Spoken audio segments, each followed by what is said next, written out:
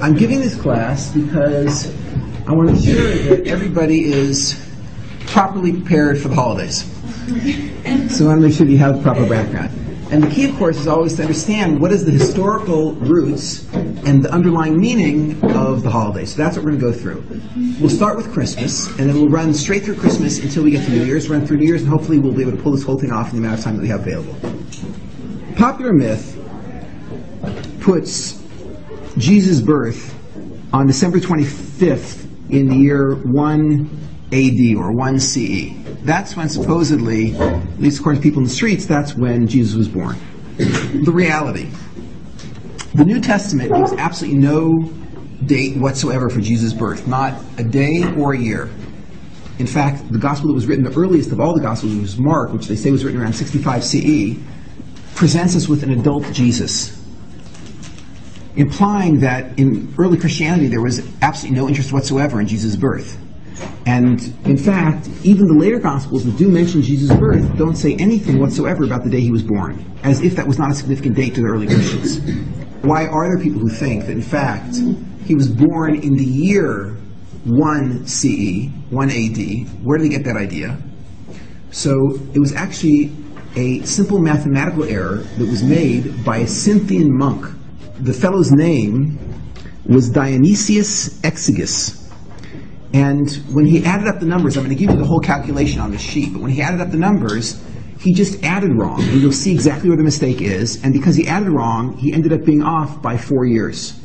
But definitely, according to the Catholic numbers, Jesus was not born in the year 1 AD. He was born around the year 3 BCE, right? According to the numbers that are provided by the Catholic Church. And in fact, the authorities within the Catholic Church believe that he was not born in 1 AD. The official oral tradition of the Catholics, the Jerome Biblical Commentary, has an essay by a Cardinal Fitzmyer. Fitzmyer is one of the most influential people in the English-speaking world who speaks for the Pope. And Fitzmyer writes as follows, quote, he says, "Though the year of Jesus' birth is not reckoned with certainty, the birth definitely did not occur in AD 1. The Christian era, supposed to have its starting point in the year of Jesus' birth, is based on a miscalculation introduced circa 533 CE by Dionysius Exiguus." So, first of all, you should just know the year is not year 1. In other words, when the Christians count years, they are not counting from Jesus' birth. Jesus was probably born around 3 BCE. Okay. Point number 2. What about the day? In other words, the calendar date. According to the Christians, when was he born? So the earliest document that we have is from around 243 CE, written in North Africa. And this Catholic document, this original church document, called the Pascha Computus, it puts Jesus' birthday on March the 28th. Okay? The earliest Catholic documents we have claim that was the day that he was born. The truth is that the Catholic Church was not confident in that, and that's why when Clement, who was the Bishop of Alexandria, died around 215 CE, when he made his claim about when Jesus was born, instead of March 28th, he put it on November the 18th. Fitzmyer, this cardinal of the Catholic Church today, says they were both wrong. Both of those are based on miscalculations. Really, Jesus was born on September the 11th, 3 BCE. So however you want to cut it, March 28th, November the 18th, September the 11th, he definitely was not born on December the 25th at all. That's certain. At least that's the claims of the Catholic Church. And the truth is, there are no serious Catholic theologians or Protestant theologians who believe that he was born December 25th. Everybody knows that's not his birthday.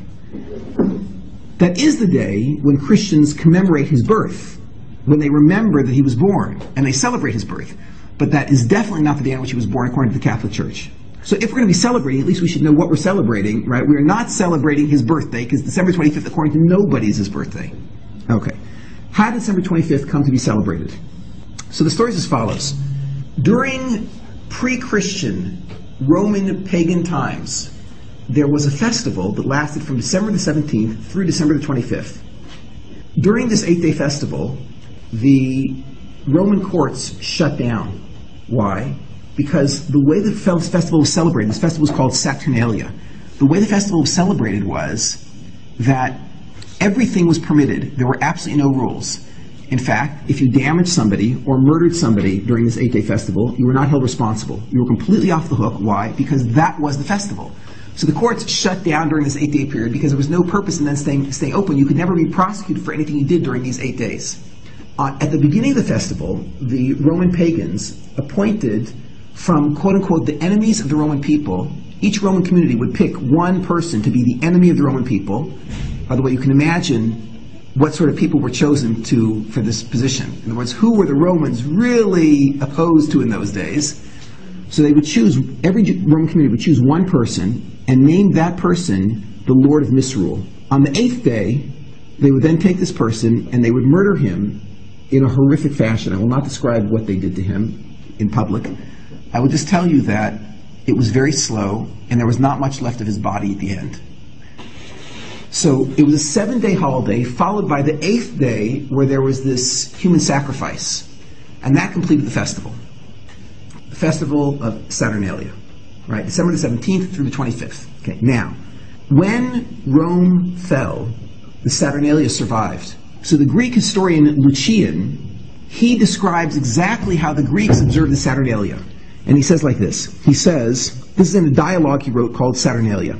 He says, in addition to human sacrifice, there were observance of the following customs. 1, widespread intoxication, especially on the concluding day of the festival, December 25th. You see, some things never change. Going from house to house while singing in the streets naked. By the way, that's a precursor of caroling. Rape and other sexual license, and consuming human-shaped biscuits. What's that a precursor of? Gingerbread man, exactly. Now, what happened was, the early Christian church they were trying to proselytize, they were trying to convert pagans, and they had a theology that it was acceptable to import pagan observances if, in exchange for that, you could extract belief in Jesus. And there's many examples throughout history of how the Christians just brought pagan observances into Christianity in order to bring Christians in.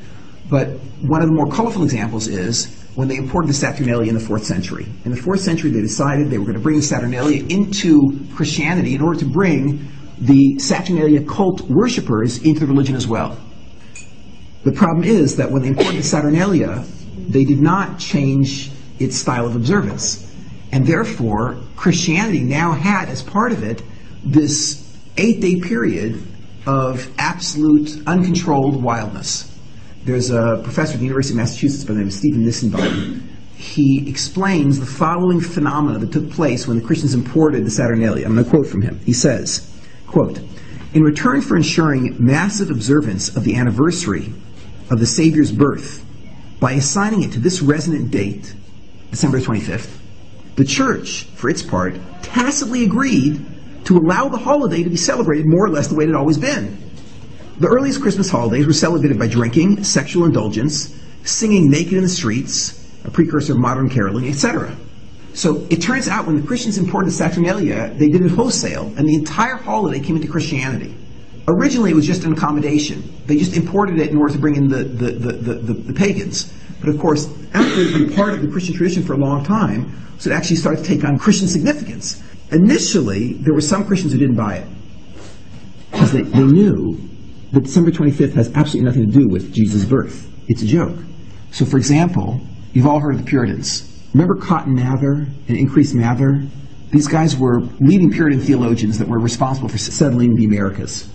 So Increase Mather wrote from Boston in 1687, quote, this is the leader of the Puritan community, quote, the early Christians who first observed the Nativity on December 25th did not do so thinking that Christ was born in that month, but because the heathens' Saturnalia was at that time kept in Rome, and they were willing to have those pagan holidays metamorphosed into Christian ones. Nevertheless, the Puritans were totally opposed to Christmas, and in fact, between the years 1659 and 1681, if anyone was caught in Massachusetts keeping Christmas, they were thrown into jail. It was illegal to keep Christmas in Puritan America. Absolutely forbidden, because it was heresy. What are you celebrating December 25th for? That's a pagan holiday. It has nothing to do with Christianity. Until today, there are groups in Europe that do not celebrate December 25th as Jesus' birthday, because everybody knows this is not his birthday. unfortunately, the most depraved customs of the Saturnalia became Christian customs, and they were practiced vigorously by the Catholic Church. In 1466, Pope Paul, for the amusement of his Roman citizens, arranged for the events of Saturnalia on December 25th to include forcing the Jews to run naked through the streets of the city. So we have an eyewitness report from a Christian who was present at the festivities. And he writes as follows.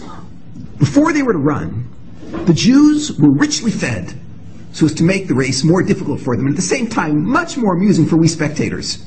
They ran amid Rome's taunting shrieks and peals of laughter, while the Holy Father, the Pope, stood upon a richly ornamented balcony and laughed heartily.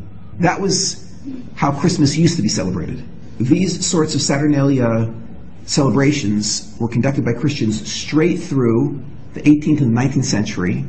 During the 18th and 19th century, the rabbis of the ghetto in Rome were forced to wear clownish outfits and march through the streets to the jeers of the crowd, pelted by a variety of missiles, quote unquote, and we know what those were.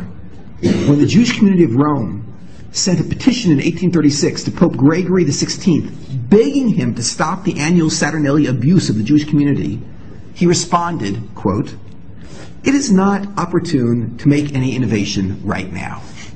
And the Saturnalia was left in place. On December 25th, 1881, Christian leaders whipped the Polish masses into anti-Semitic frenzies, and that led to riots across the country. In Warsaw, there were 12 Jews that were murdered.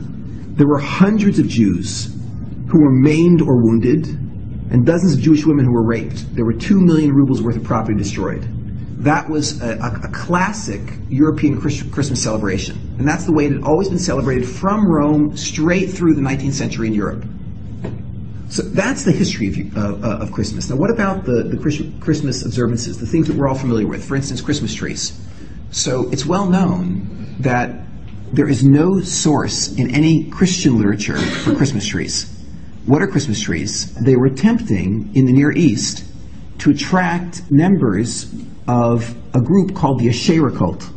The Asherah cult were people who worshipped trees. And what they used to do was once a year, they used to bring trees into their homes, and they would decorate them with candles and put all sorts of fancy dressings on them, and they would worship these things. So when the early Christians came to the members of the Asherah cult and they said, become Christians, they said, well, we can't because, we worship our tree. So the Christians said, that's not a problem. We can have the tree also. Just bring the tree into your house on December 25th. And it became a cholent. They would throw whatever pagan observances they wanted to absorb into December the 25th. And therefore, on December 25th, people brought Christmas trees into their home. What about mistletoe? Okay, this is one of my favorites. Mistletoe is a highly poisonous plant, an extremely toxic plant. You have to be very careful when you handle it. And a classic Christmas observance is that you hang a bow of mistletoe on your front door.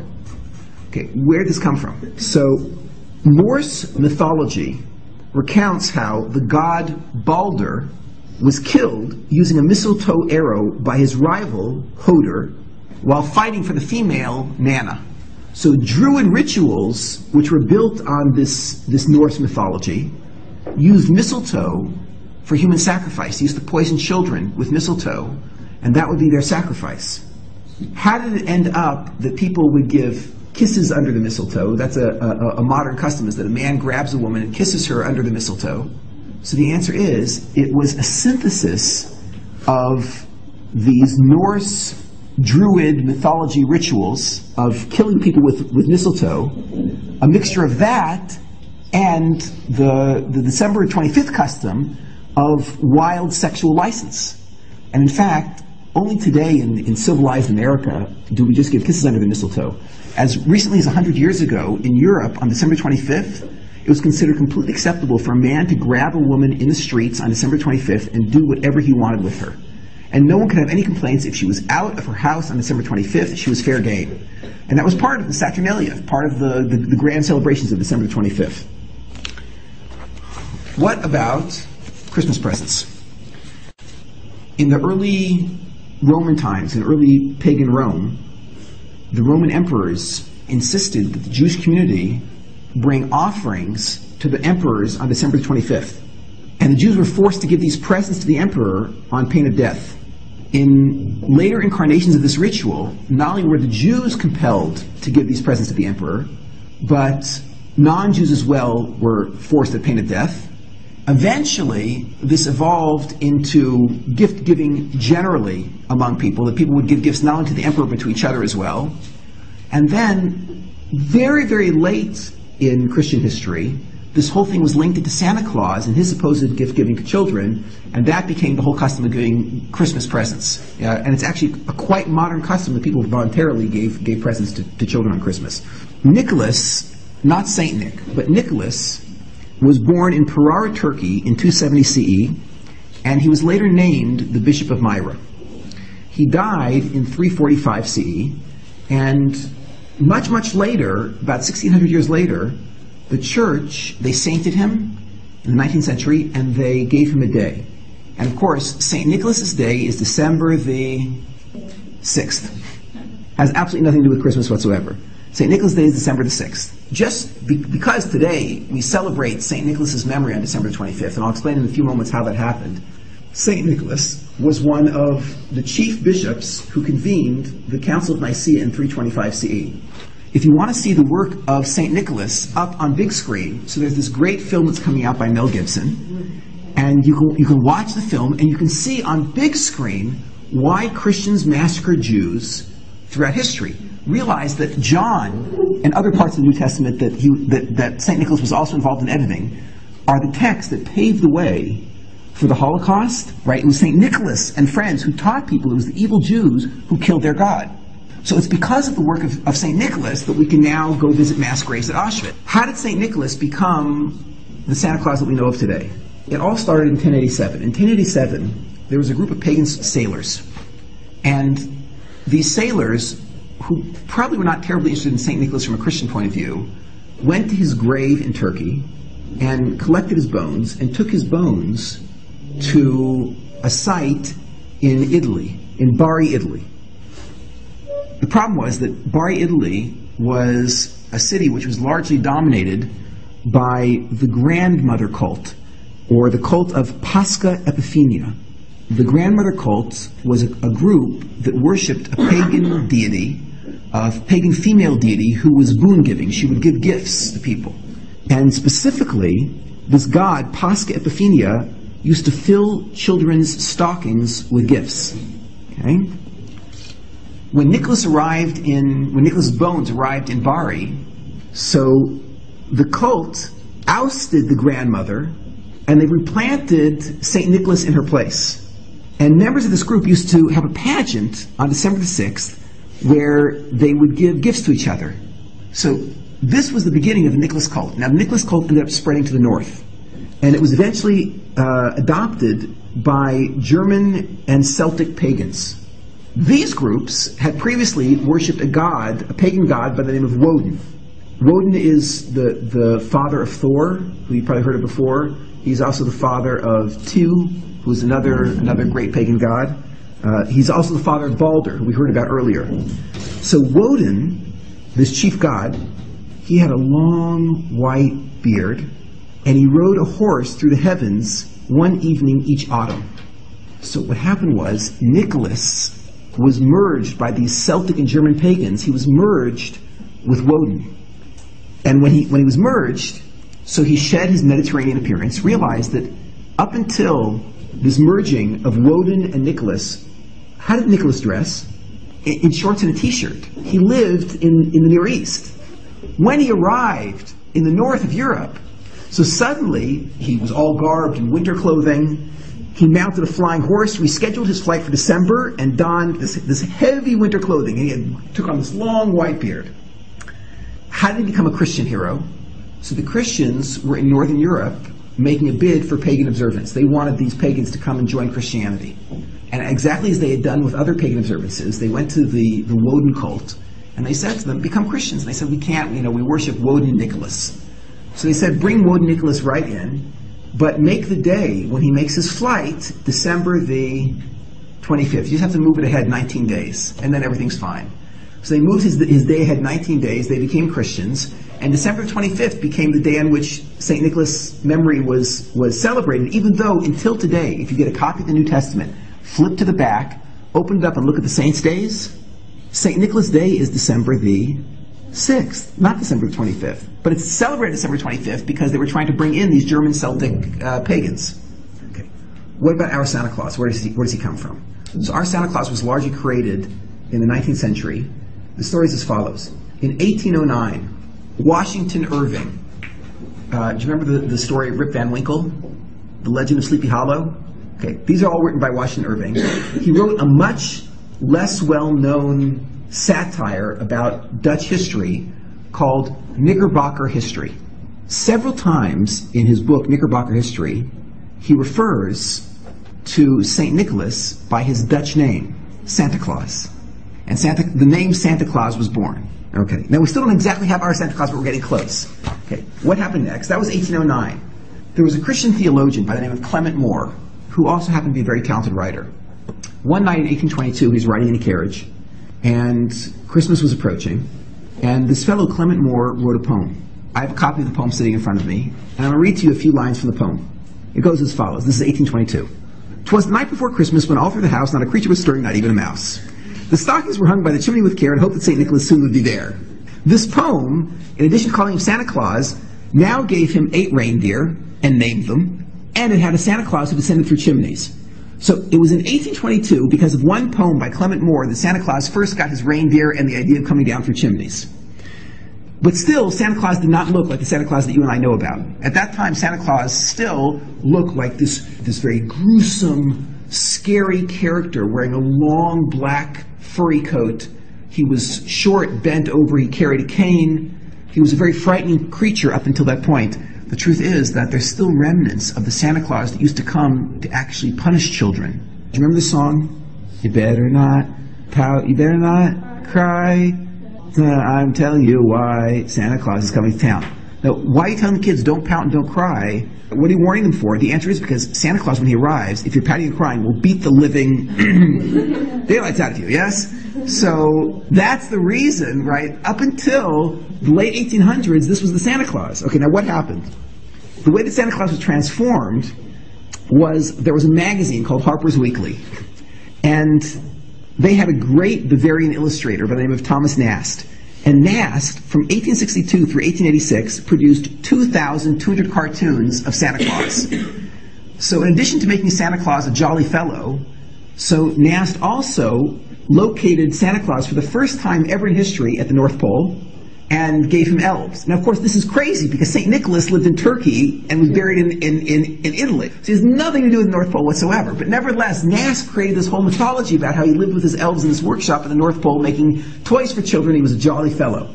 So it was really Thomas Nast that created the jolly Santa Claus that we know about. There was still one thing that was missing, though.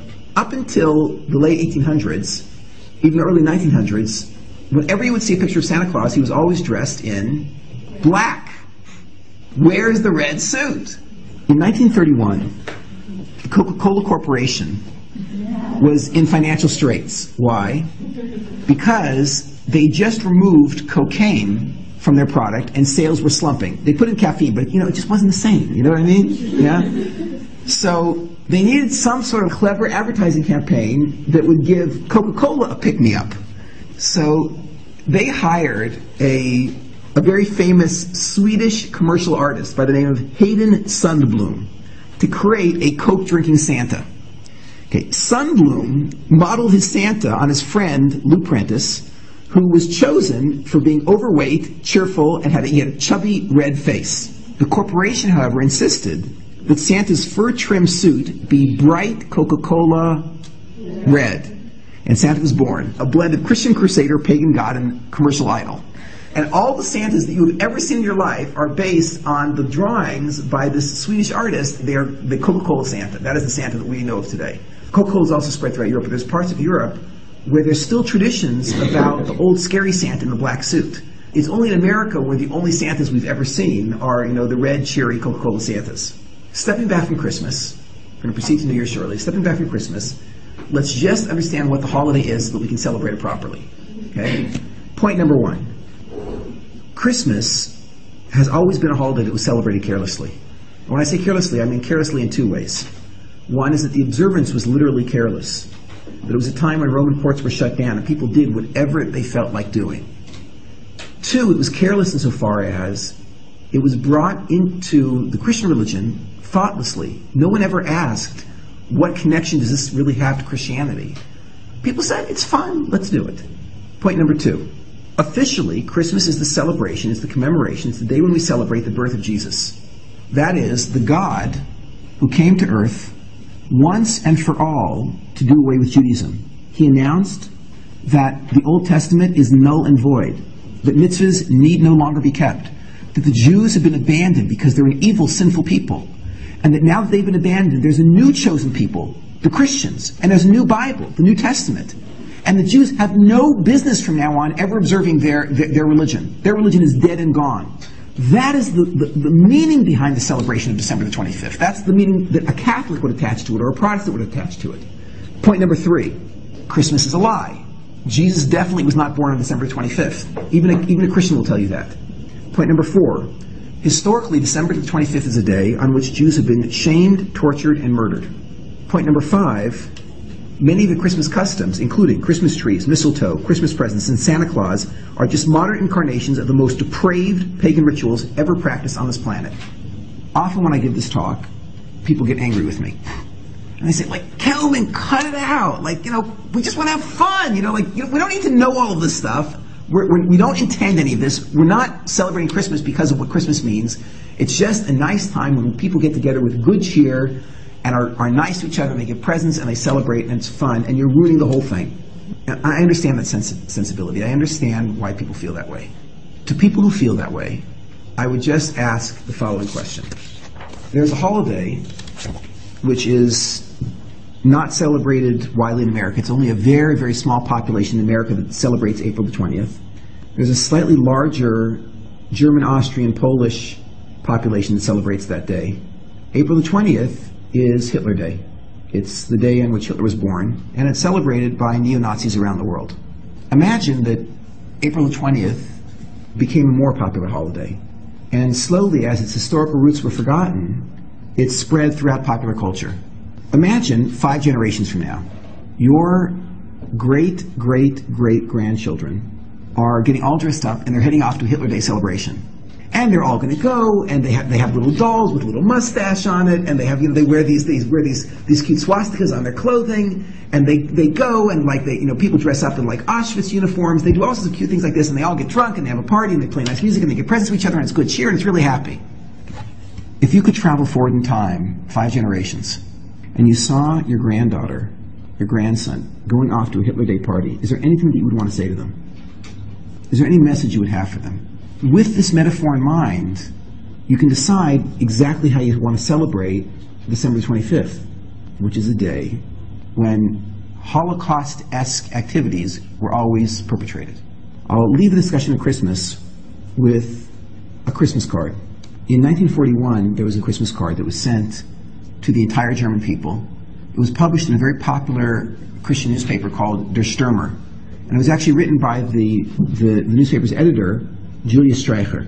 Streicher, in 1941, wrote in this Christmas card to the German people that there's a way that traditionally December 25th was celebrated. And he encouraged Germans to return to this sort of celebration. And he wrote as follows: if one really wants to put an end to the continued prospering of this curse from heaven that is the Jewish blood, there's only one way to do it. To eradicate this people, this Satan's son, root and branch. Have a Merry Christmas. As we approach the day December 25th, we can hold these ideas in mind to determine exactly how we want to celebrate the holiday. Moving forward, let's talk briefly about New Year's. In 46 BCE, the Roman Emperor Julius Caesar first established January the 1st as New Year's Day. Okay. Why did he decide that January the 1st should be New Year's Day? Janus was the Roman god of doors and gates, and he had 2 faces, one looking forward and one looking back. So Caesar felt that the month named after this god, January, would be the appropriate door to the new year. So it turns out the first January 1st that was ever celebrated was celebrated and dedicated to a pagan god, January, and that's why Janus, and that's why until today, January, the month named after that pagan god, is celebrated as the beginning of the year. What did the first New Year's party ever look like? Caesar celebrated the first January 1st New Year by ordering the violent routing of revolutionary Jewish forces in the Galilee. Eyewitnesses say that the streets literally flowed with blood. In years later, Roman pagans observed the New Year by engaging in drunken orgies, a ritual they believed constituted a personal reenacting of the chaotic world that existed before the cosmos was ordered by the gods. And again, that's pretty much how New Year's is celebrated today. As people are getting together in Times Square, people will be getting drunk, there'll be wildness, police will be out in full force. The New York Police Department was actually formed in response to celebrations that took place this time of year. As Christianity spread, pagan holidays were either incorporated into the Christian calendar or abandoned altogether.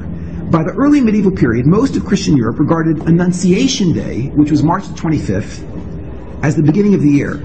What's Annunciation Day? According to Catholic tradition, that was the day when the angel Gabriel told Mary that she'd be impregnated by God and conceive a son to be called Jesus.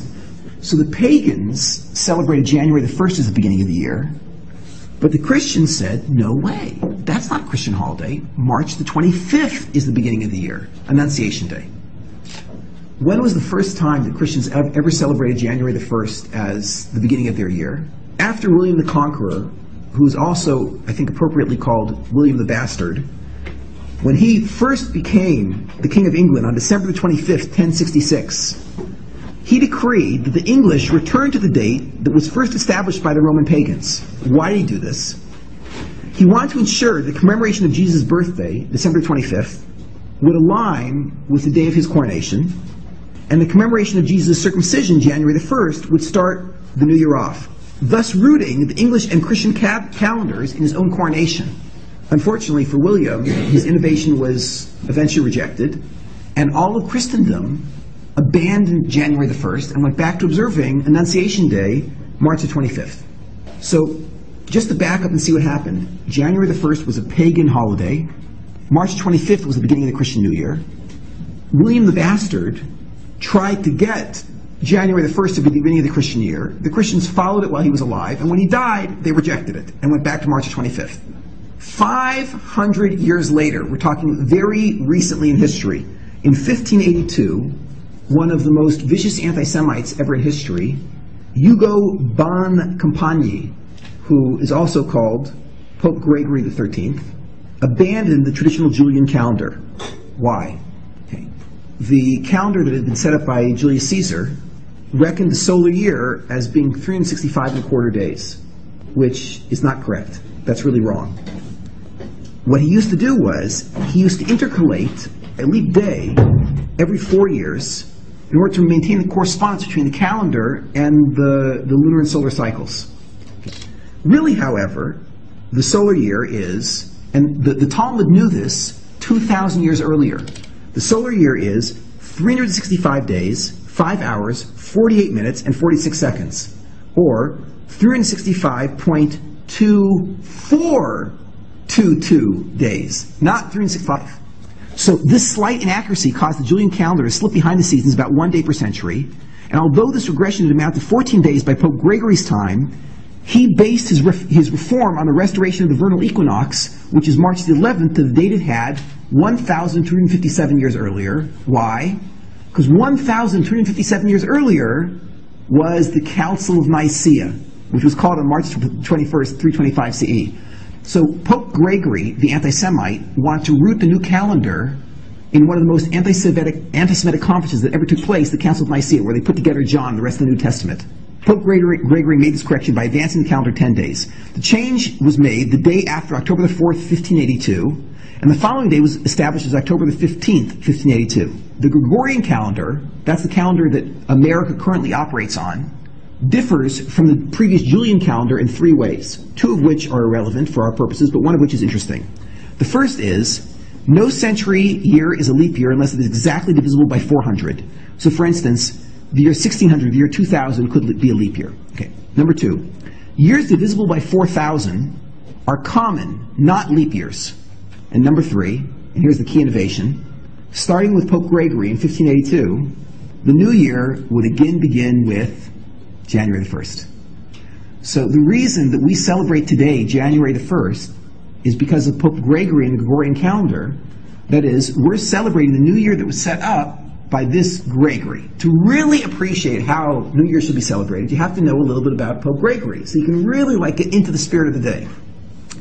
On New Year's Day, 1577, Pope Gregory XIII decreed that all Roman Jews, under pain of death, must listen attentively to the compulsory Catholic conversion sermon given in Roman synagogues after Friday night services. Okay, now imagine that you're living in a little town, and somebody in that town makes a decree that all of your little boys and girls, after services on Friday night, should be brought to a compulsory conversion service where they'll be taught Catholicism. Okay, imagine how you would feel about such a person. Next step. On New Year's Day, 1578, Pope Gregory's warming up. He signed into law a tax forcing Jews to pay for the support of a, quote, house of conversion, end quote, that was set up to convert Jews to Christianity. So Jews are now paying for this tax that will then pay the bishops to come and convert the Jews. On New Year's 1581, Gregory finally ordered his troops to confiscate all sacred literature from the Roman Jewish community. That is, they went in, they took all the copies of the Talmud, they broke into synagogues, and they took all copies of the Sifrei Torah, of the Torah scrolls. Okay, now the problem was that some of the Jews were not enthusiastic about giving up their Torah scrolls. So thousands of Jews were murdered in the campaign in the most horrific manner. They were flayed alive. Jews were tortured. It was a Holocaust, yeah, conducted by Pope Gregory. Throughout the medieval and post-medieval periods, January the 1st, supposedly the day on which Jesus' circumcision initiated the reign of Christianity and the death of Judaism, was reserved for anti-Jewish activities, synagogue and book burnings, public tortures, and simple murder. Until today, that's how many people like to celebrate January the 1st. The Israeli government decided that it was inappropriate for Jews to celebrate a Gregorian New Year's in Israel, and therefore New Year's celebrations in Israel are discouraged. Instead, there has to be a party on December the 31st tonight. So instead of having a New Year's party, what happens in Israel all across this country are they have Sylvester parties. Okay, now Americans are not familiar with Sylvester. Sylvester was a great Christian theologian. He was the quote-unquote saint and pope who was ruling during the Council of Nicaea. The year before the Council of Nicaea, Sylvester convinced Constantine to prohibit Jews from living anywhere in the area of Jerusalem. And of course, there were a lot of Jews who didn't want to give up their homes. But Constantine, at Sylvester's urging, went and just slaughtered any Jews who wouldn't leave. At the Council of Nicaea, Sylvester arranged for the passage of a host of viciously anti-Semitic legislation. All Catholic saints are awarded a day on which Christians celebrate and pay tribute to their saint's memory. December the 31st is St. Sylvester's Day. Hence, celebrations on the night of December 31st are dedicated to Sylvester's memory. So tonight, as all the parties begin, and people start making toasts and drinking and having a good time, in Israel, what we're celebrating is not just the circumcision of Jesus and the end of Judaism's reign on earth, the demise of Judaism. Here we're actually celebrating the memory of the Pope who reigned over the Council of Nicaea, St. Sylvester, the man who was responsible for thousands and thousands of Jewish deaths. With all of this in mind, I wish you a Happy New Year.